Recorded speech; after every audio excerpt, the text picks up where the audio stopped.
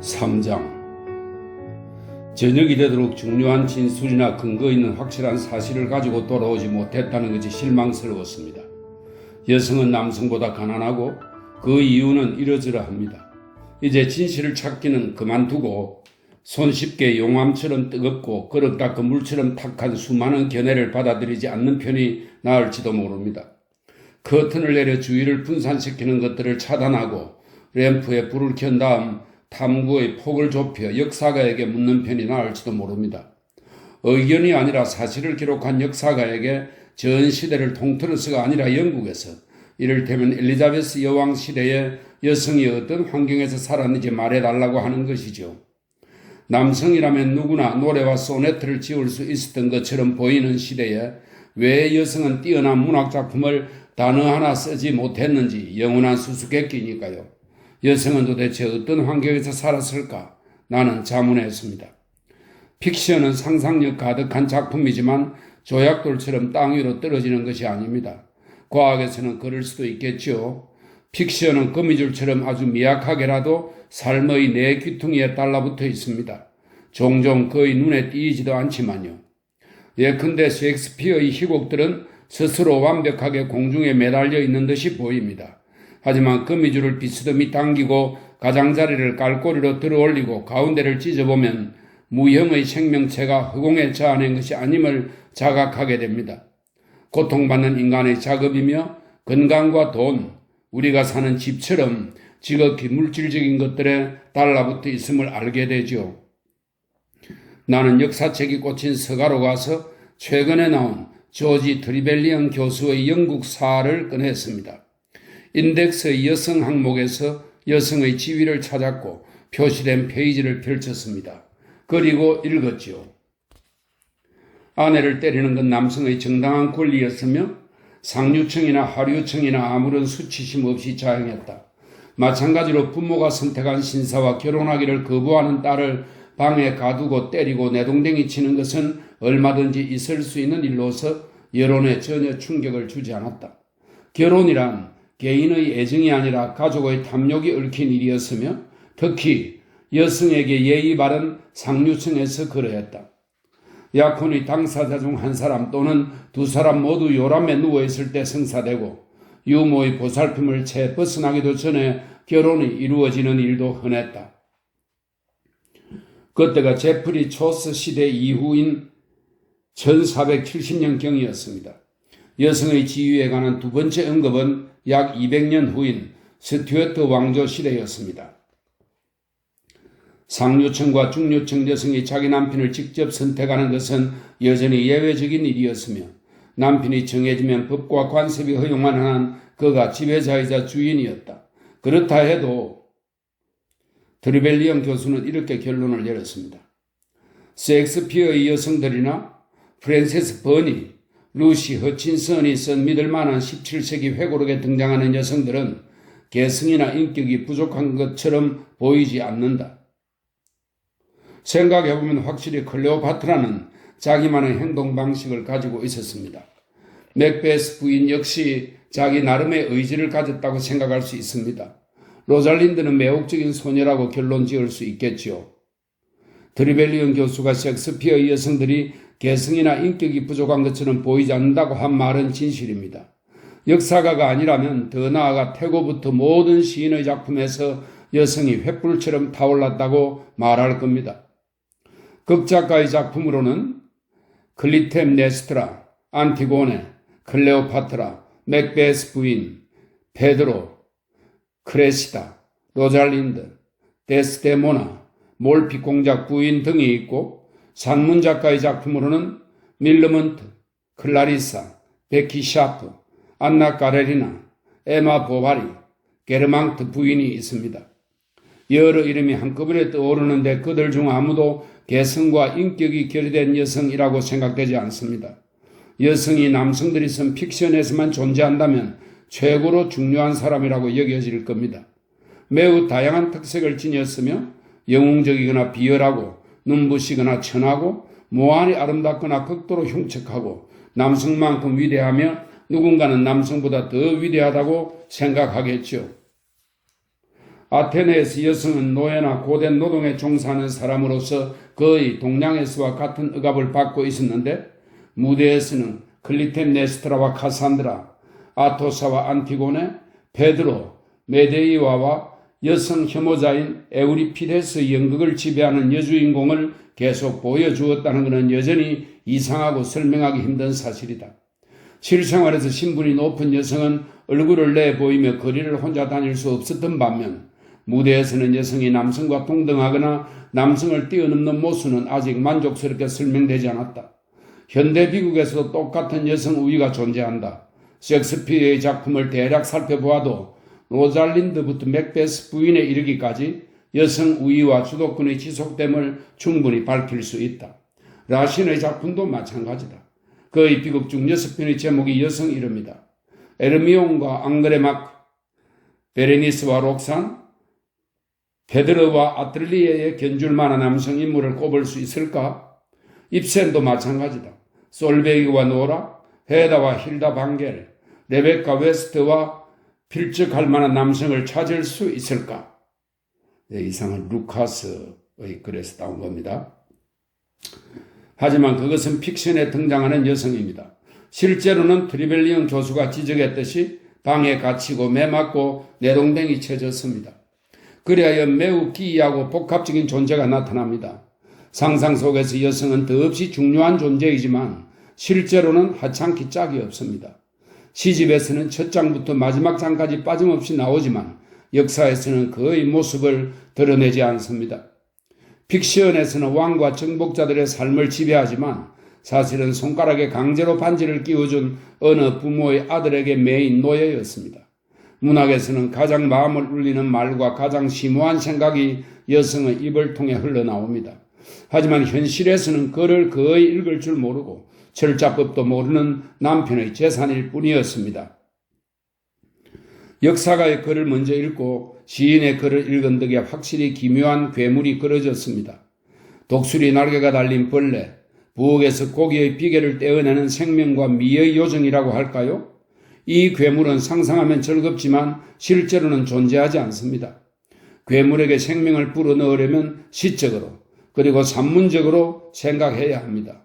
그와 동시에 그 여자는 마틴 부인으로 36살이고 파란 옷을 입었으며 검은 모자를 썼고 갈색 신발을 신었다는 사실을 계속 견지하면서 그녀는 온갖 종류의 정신과 힘이 쉴 새 없이 흐르며 빛나는 그릇이라는 픽션을 시야에서 놓치지 않아야 합니다. 엘리자베스 시대 여성에게 이방법을 적용해버리고 하면 곧바로 한쪽 조명이 꺼집니다. 사실의 결핍에 가로막히고 맙니다. 그녀에 대한 자세하고 온전히 진실되며 실질적인 사실을 하나도 모르니까요. 역사는 여성을 거의 언급하지 않습니다. 다시 트리벨리언 교수에게 돌아가 역사가 어떤 의미인지 알아보았습니다. 각 장의 제목을 보니 역사란 다음과 같은 것이더군요. 장운과 공동경작방법, 시도 수도회와 목양업, 십자군, 대학, 하원, 백년전쟁, 장미전쟁, 르네상스 시대 학자들, 수도원의 해체, 농민투쟁과 종교 갈등, 영국 해군력의 기원, 무적함대. 간혹 여성 개인이 언급되기도 했습니다. 엘리자베스, 메리 같은 여왕이나 귀부인이었지요. 하지만 가진 것이라고는 두뇌와 개성분의 중류층 여성은 역사가의 사관을 형성한 거대한 흐름 어디에도 끼지 못했습니다. 일화를 모아놓은 책에서도 여성은 찾아볼 수 없습니다. 영국의 전기작가 존 오브리는 여성에 관한 이야기는 거의 하지 않습니다. 여성은 자기 생활을 글로 기록하지 않으며 일기도 좀처럼 쓰지 않습니다. 편지 몇 장 남아있을 뿐이죠. 여성을 판단할 근거가 될 만한 희곡이나 시 한 편 남기지 않았습니다. 우리에게 필요한 것은 많은 정보입니다. 여성만 입학할 수 있는 유넘이나 같은 대학의 똑똑한 여학생들은 왜 그것을 제공하지 않을까요? 결혼은 몇 살에 했는지, 보통 아이는 몇 명이나 낳았는지, 집은 어땠는지, 자기 방이 있었는지, 요리는 했는지, 하인을 두고 싶어 했는지 등등 말입니다. 이 모든 사실들은 어딘가에 아마도 교구 등기부나 회계장부에 남아있을 겁니다.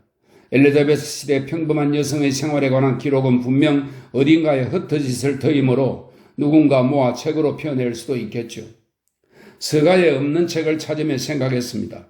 저 유명한 대학 학생들에게 역사를 다시 쓰라고 제안하는 건 나로서는 감히 엄두도 못 낼 야심이겠지.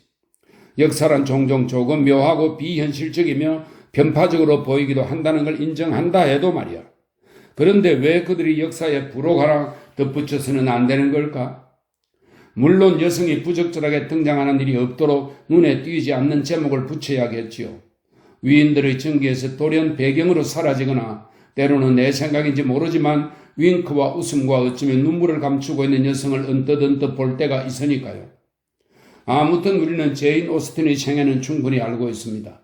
시인이자 극작인 조앤 베일리의 비극들이 에드거 앨런 포의 시에 어떤 영향을 미쳤는지 다시 고려해 볼 필요는 없겠지요. 나로서는 메리 러셀 미트퍼드의 집과 그녀가 자주 다니던 곳들이 100년 넘게 대중에게 공개되지 않아도 괜찮습니다. 내가 안타까워하는 점은 18세기 이전 여성들에 대해 알려진 바가 전혀 없다는 사실이라고 다시 서가를 둘러보며 생각했습니다. 마음속으로 이렇게 저렇게 숙고해 볼 만한 모델이 없는 것이죠. 지금 나는 엘리자베스 시대 여성이 왜 시를 쓰지 않았는지 묻고 있습니다.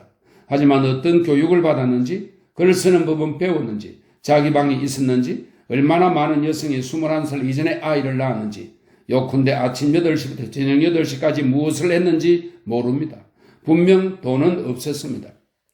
트리벨리언 교수에 따르면 여성은 아직 보살핌을 받아야 할 나이에 싫든 좋든 결혼했습니다. 대략 15살 무렵이었겠지요. 이런 사실만 보아도 그들 중 누군가 갑자기 셰익스피어의 희곡을 썼다면 아주 이상한 일이었을 겁니다. 이런 결론을 내리며 한 노신사를 떠올렸습니다. 지금은 죽었지만 아마도 생전에 주교였던 그는 과거에도 현재도 또 미래에도 여성이 셰익스피어와 같은 재능을 갖기란 불가능하다고 공언했습니다. 신문에 그렇게 썼더군요. 그는 또 자기에게 문의한 어떤 부인에게 고양이는 사실 천국에 가지 않는다고 말했습니다. 고양이도 영혼 비슷한 것이 있다고 덧붙이면서요. 그런 노신사들 덕분에 우리가 얼마나 생각할 거리를 들고 사는지요. 그들이 가까이 가면 무지의 경계가 움찔 뒤로 물러난답니다. 고양이는 천국에 가지 못해요.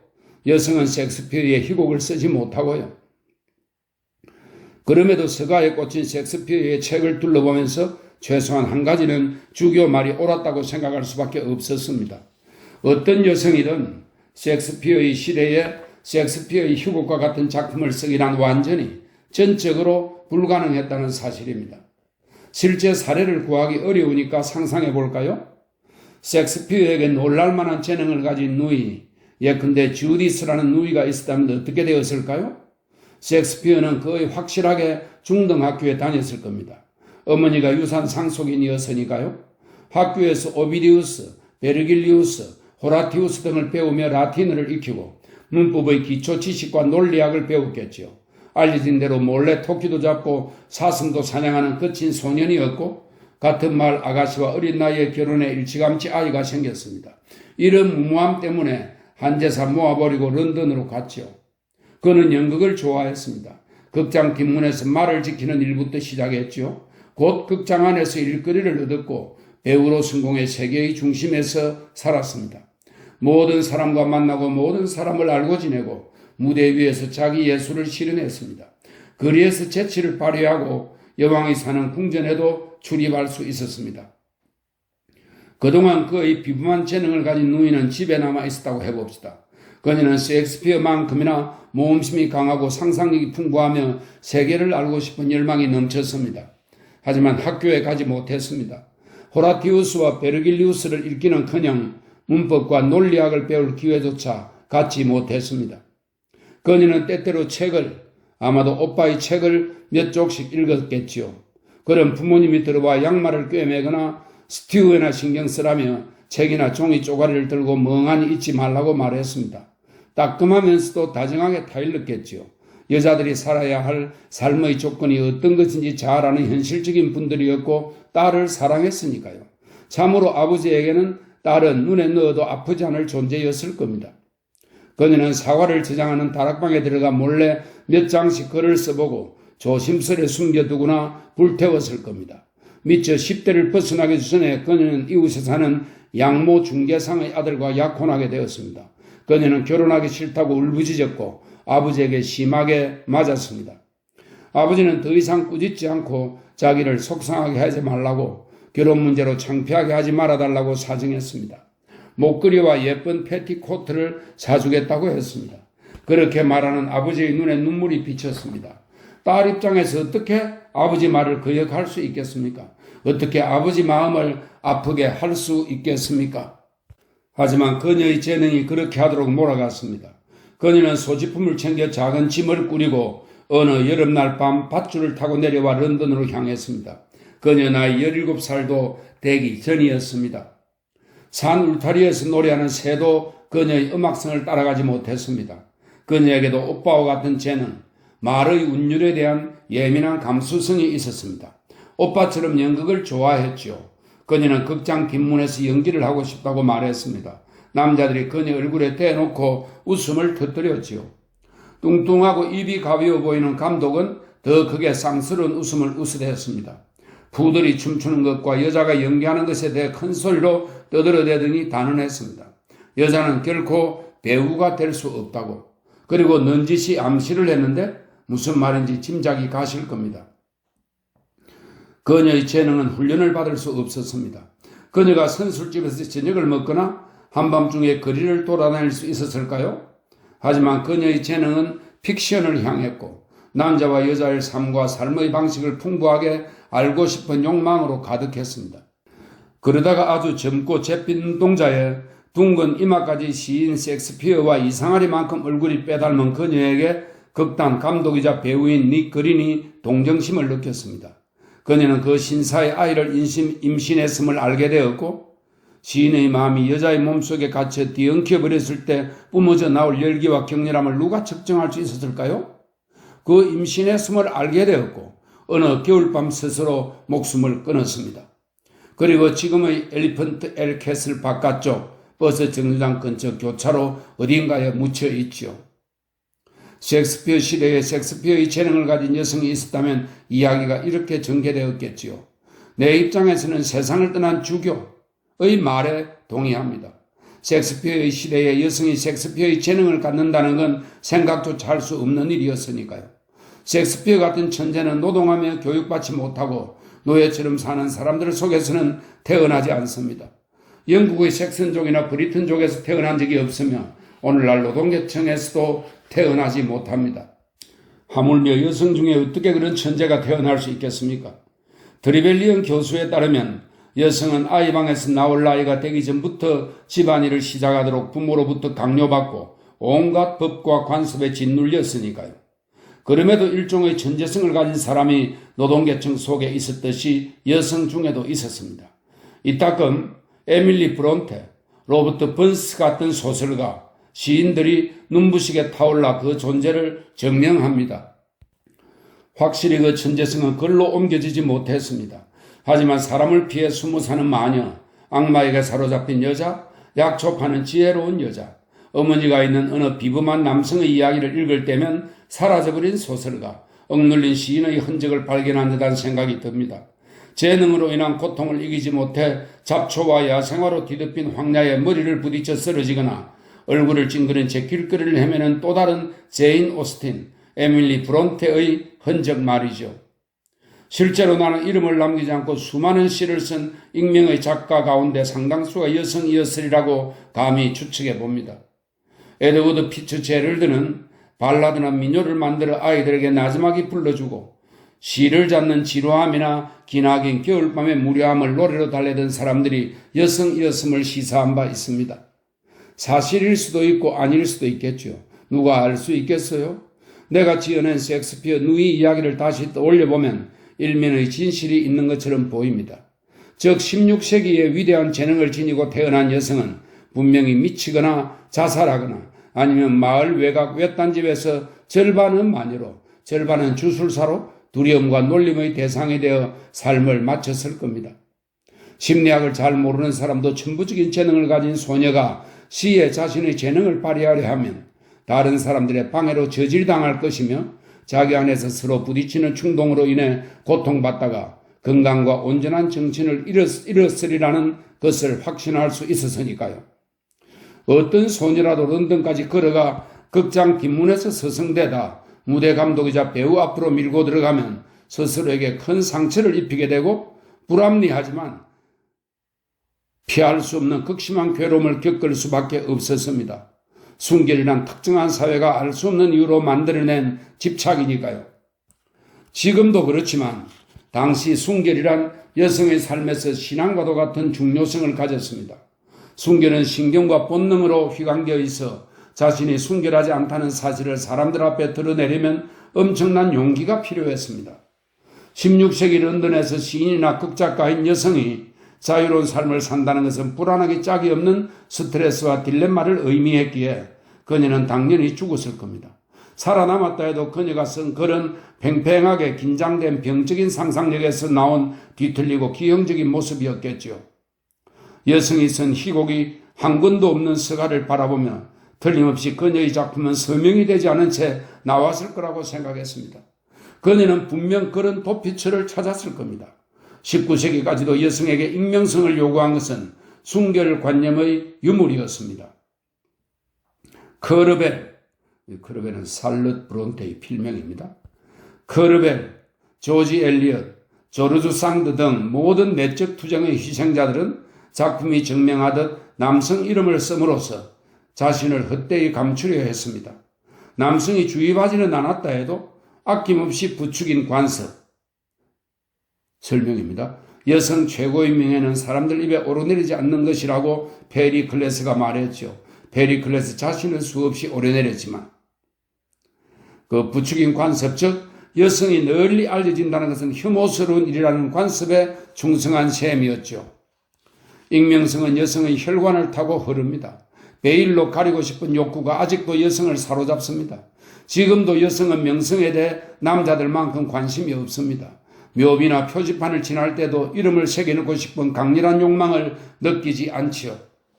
엘프, 버트, 체스 같은 남자들은 멋있는 여성이 지나가거나 개 한 마리라도 보면 본능적으로 저 개는 내 거야 라고 중얼거립니다.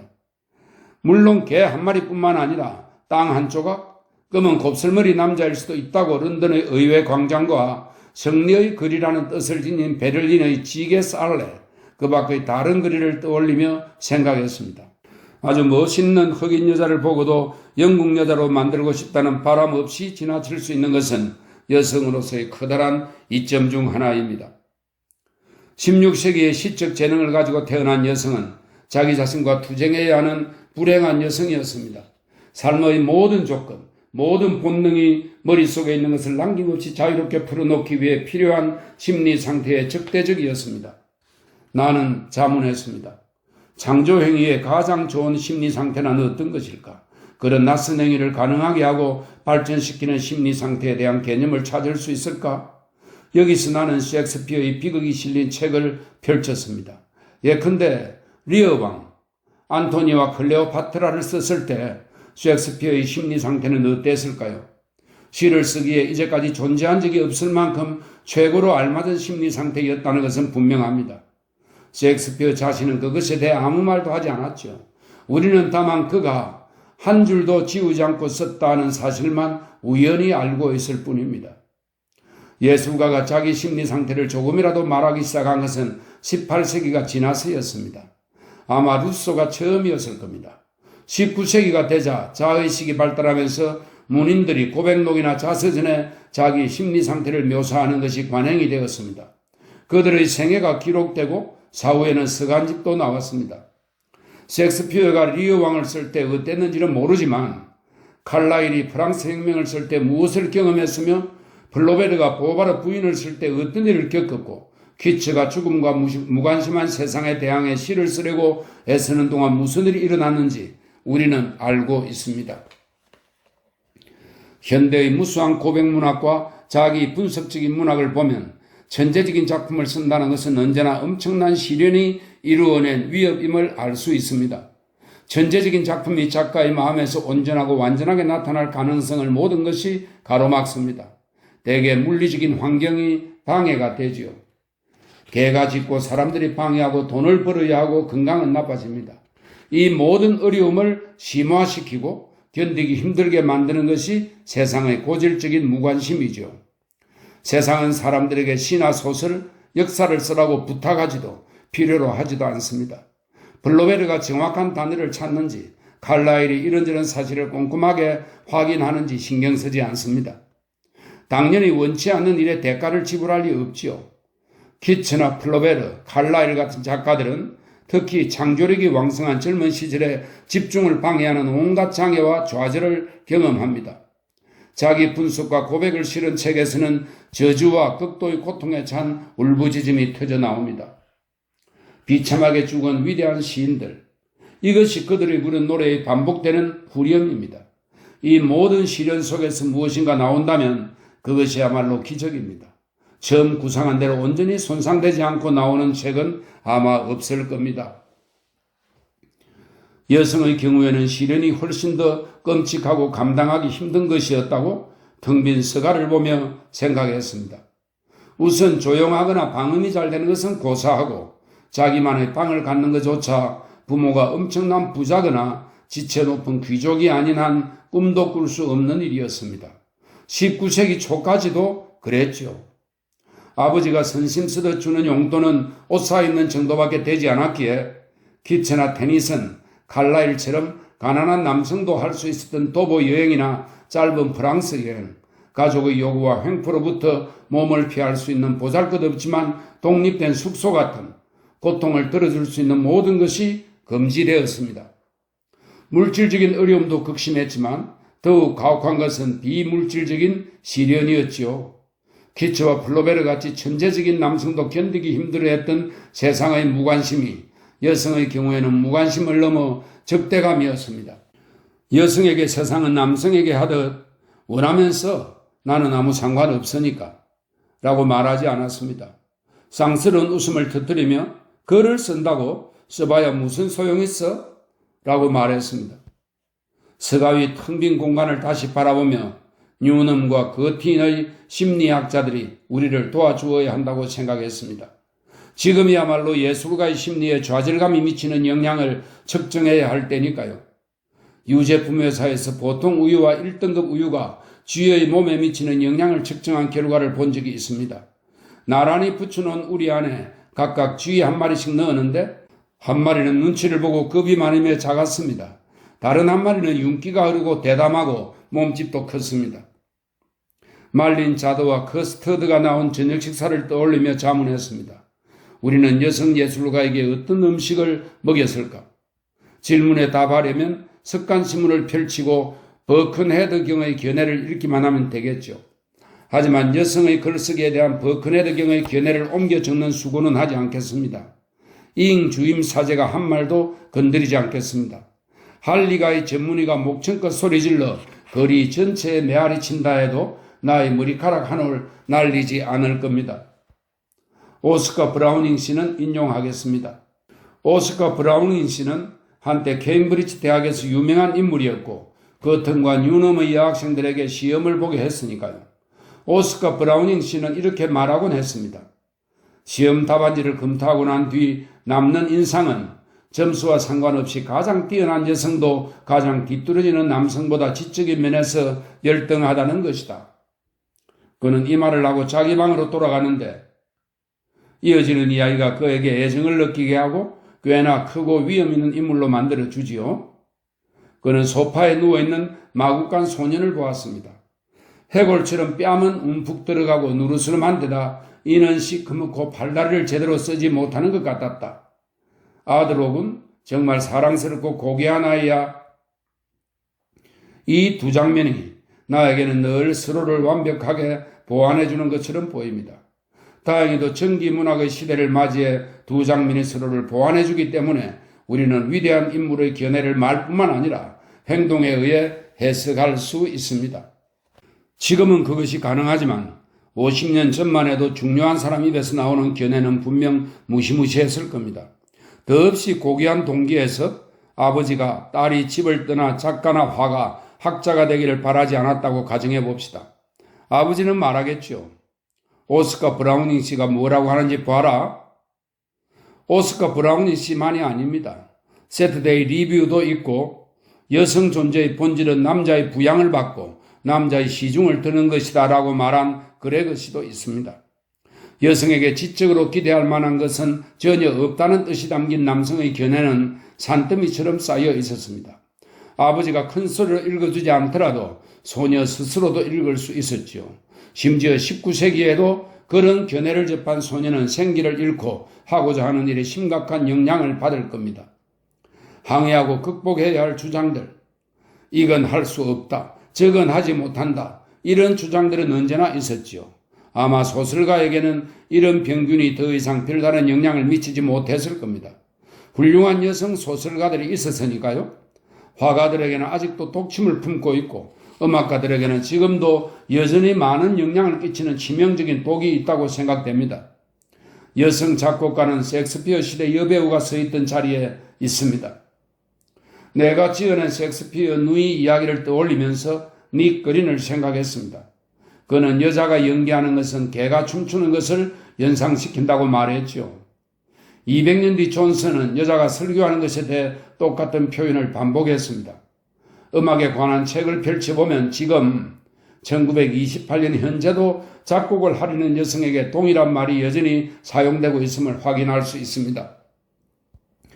프랑스 작곡가 제르맹 타유페르양에 대해서는 여성 설교자에 대한 존슨 박사의 발언을 음악용어로 바꾸어 되풀이하면 된다. 선생, 여자가 작곡하는 것은 개가 뒷다리로 걷는 것과 비슷하다오. 제대로 하지는 못하지만 어쨌든 한다는 사실 자체가 놀라울 뿐이죠. 역사는 정확하게 반복됩니다. 오스카 브라우닝 씨의 전기를 듣고 나머지 책들을 밀어놓으며 19세기에도 여성은 예술가가 되어라는 격려를 받지 못했음이 분명하다고 결론 내렸습니다. 오히려 모욕당하고 매맞고 설교와 훈계를 들었습니다. 여성의 마음은 이것에 반대하고 저것에 논박하느라 늘 긴장되고 활력을 잃을 수밖에 없었습니다. 여기서 우리는 다시 한번 여성운동에 지대한 영향을 미친 남성의 흥미롭고 모호한 콤플렉스에 접근하게 됩니다. 그것은 여성이 열등하기를 바란다기보다 남성이 우월하기를 바라는 뿌리 깊은 욕망입니다. 이러한 욕망은 눈에 띄는 곳마다 남성을 세워둡니다. 예술의 앞자리는 물론이고 정치로 들어가는 길목까지 가로막게 합니다. 남성 자신에게 위험 부담이 매우 적고 간청하는 사람이 겸손하고 헌신적인 경우에도 그렇습니다. 심지어 정치에 대한 열정이 대단했던 베스버르 부인조차 공손하게 머리를 숙이며 그랜빌 레버슨 가하워 경에게 편지를 써야 합니다. 정치에 관한 저의 격렬한 태도와 그 주제에 관한 수많은 논의에도 불구하고 저는 여성은 요청을 받는 경우 자기 의견을 제시하는 이상으로 이런저런 진지한 사안에 관여할 권리가 없다는 경의 견해에 전적으로 동의합니다. 그래서 베스버르 부인은 아무런 장애에 부딪히지 않는 곳, 즉 그린벨 경의 하원 첫 연설이라는 엄청나게 중요한 주제에 열정을 쏟게 됩니다. 아주 이상한 광경이라고 생각했죠. 여성 해방에 맞선 남성들의 저항의 역사는 어쩌면 해방 자체의 역사보다 더 흥미롭습니다. 거턴이나 뉴넘의 젊은 여학생의 사례를 모아 이론을 도출해내면 재미있는 책이 만들어질 수도 있겠죠. 하지만 그 여학생은 순수한 보물을 지키기 위해 두 손에 끼울 두꺼운 장갑과 막대기가 필요할지도 모릅니다. 베스버르 부인의 책을 덮으며 지금은 우습게 여겨지는 것들이 한때는 극도로 심각하게 받아들여질 수밖에 없었음을 기억해냈습니다.